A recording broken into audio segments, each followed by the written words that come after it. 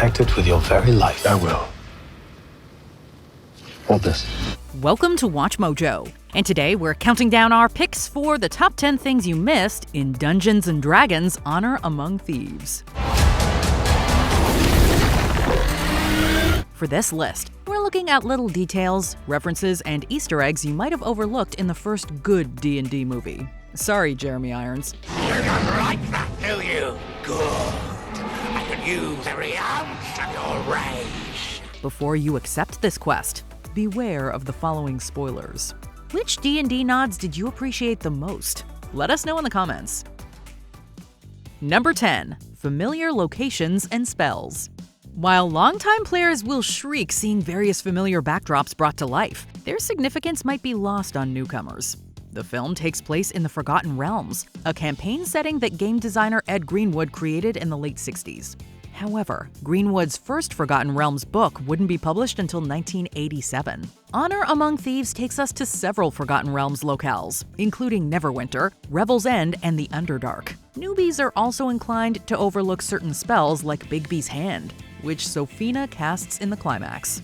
Critical Role fans in particular will enjoy this nod. Speak with Dead, Wild Shape, Magic Missile, and Mordenkainen's Disjunction are just some of the other spells and class features from the game depicted here. The filmmakers obviously did their homework. Did that count as a question? Yes. Damn it. Number 9. Mimicking classic creatures. In addition to dragons, Honor Among Thieves is crawling with creatures that players have surely come across during campaigns. Throughout the film, we see Sophia Lillis's Doric transform into an owlbear, a displacer beast unleashed in a maze, and intellect devourers rudely pass by our heroes.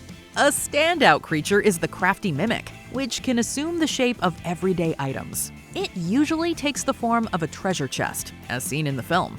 Mimics have made their way into numerous fantasy franchises, from Final Fantasy to Dark Souls. However, this creature stemmed from Dungeons & Dragons, making its first appearance in the 1977 Monster Manual. For nearly 45 years, mimics have been leaving players simultaneously disappointed and panicked, as Michelle Rodriguez's Holga exemplifies. Become a WatchMojo channel member and get exclusive perks like Mojo emojis, loyalty badges, priority comment replies, and exclusive members-only content, including live list rankings with the Mojo staff and peeks behind the scenes. Don't miss out! Number 8. Bradley Cooper's Guardians-esque cameo. Aside from the original source material, Honor Among Thieves draws inspiration from The Princess Bride, Monty Python, and much more. You can sense a clear MCU influence as well, which makes sense since directors Jonathan Goldstein and John Francis Daley were co-writers on Spider-Man: Homecoming. Honor Among Thieves perhaps shares the most in common with Guardians of the Galaxy. Think about it. You've got a dashing outlaw played by a guy named Chris, a badass woman warrior as his second-in-command, an ally from a woodland background, and another ally who takes everything literally. Sounds lovely. Quite the opposite. I know, I was being ironic. I find irony is a blade that cuts he who wields it most especially. You're not a lot of fun, are you? You're probably thinking, all that's missing is a little character played by Bradley Cooper. Well, guess what? Cooper also makes an appearance as Marleman, a halfling who was once romantically involved with Holga. Holga, I could kiss you! Try it. Number 7. The director's D&D roots. Goldstein and Daley weren't merely directors for hire on this film. Both possess genuine affection for the source material. As players of Dungeons & Dragons, we saw the unique opportunity to portray the fantasy genre in a light that hasn't been seen cinematically before. Long before landing the gig, they played Dungeons & Dragons as teenagers. Daley's history with the game started at age 14 when he was cast in a little show called Freaks and Geeks. His character Sam Weir is a nerdy D&D player, which motivated Daley to participate in a campaign with his fellow cast members. I wanted to play because it seemed like a lot of fun, and so they set up a game for us and the cast. Daley immediately, quote, fell in love with the world, continuing to play into adulthood. We may never get a second season of Freaks and Geeks, but Daley would reunite with Martin Starr and Sam Levine for another game. Well, actually, it's the same game the characters have been playing for 23 years. Yeah, definitely cool guys. Cool. Number 6. Sign language in spells. Sign language is becoming more prevalent in mainstream media, playing an integral role in films like Coda and A Quiet Place. Honor Among Thieves contains one of the subtlest and most unexpected examples, bringing ALS into RPGs.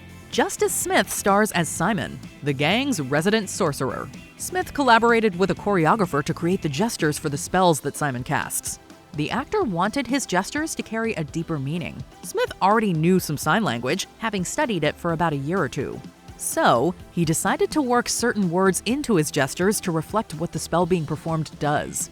Sign language can transcend borders, and in this case, entire realms. The words were umbrella pack, so I would go, umbrella pack. Number 5. Beware the gelatinous cube. Will there be a gelatinous cube that disarms its victims? The climactic games throw many challenges at our heroes, including the dreaded gelatinous cube, or ooze cube. Those who've never participated in a campaign probably asked the same question watching this scene. Is that seriously from the game? It is, and as our heroes find, the cube is far more lethal than its silly appearance suggests. Get out of the way! It's burning! The gelatinous cube has slimed its way into everything from Adventure Time to Onward to Wayne's World. The transparent enemy is rooted in Dungeons & Dragons lore, though, appearing in the very first boxed set from 1974. It's the brainchild of Gary Gygax, the co-creator of D&D. How could it not play a role here? Now! And yes, there is a gelatinous cube collection you can buy. Number 4. Elminster, my dear wizard. A light bulb will go off in any D&D fan's head when they realize that Simon's last name is Omar. Simon is the descendant of Elminster Omar, a Forgotten Realms wizard also known as the Sage of Shadowdale. While the film only touches upon Elminster, he's one of the oldest characters in Ed Greenwood's repertoire. The gray-bearded, hawk-nosed wizard can be a stern mentor and a goofy trickster. We see both sides of Elminster in the film. We guess there also must be some blood between Simon and the rogue Narna Shalas, Elminster's daughter. Of course, it's hard to say how closely related Simon and Narna could be, as Elminster had many lovers. Here's hoping we get to see his origins in a spin-off movie. I don't want to give too much away, but I think we definitely wanted to portray Elminster as a potential character in the film. Number 3. Themberchaud.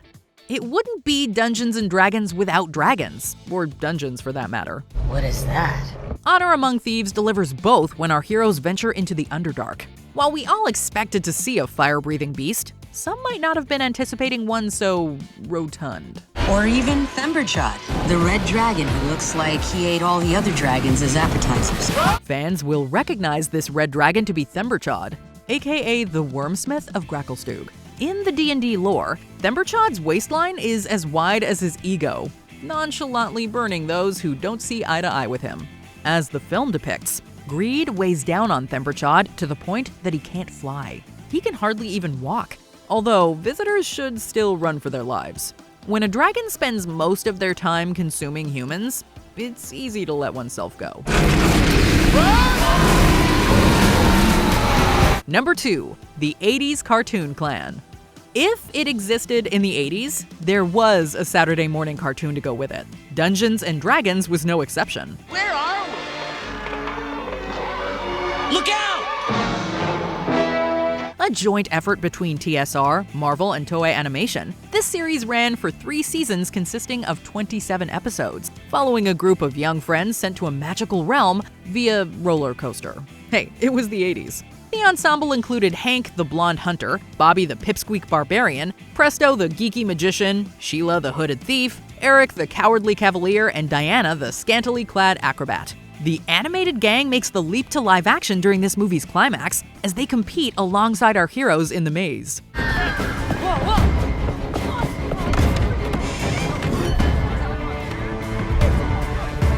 Our only gripe with this awesome cameo? Where's Uni the Unicorn? What, was Frank Welker not available?